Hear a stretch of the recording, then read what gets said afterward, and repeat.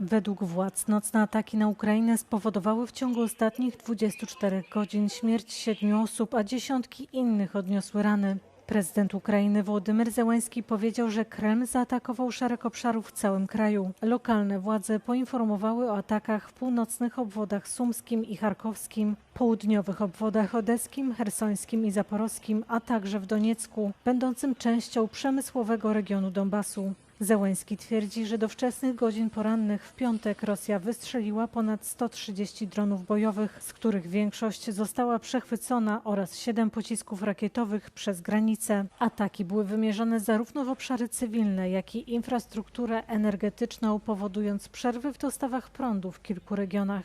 Tymczasem Kijów przeprowadza własne ataki wymierzone w rosyjski sektor energetyczny, który, jak twierdzi, stanowi finansowe zaplecze wojny prowadzonej przez Moskwę.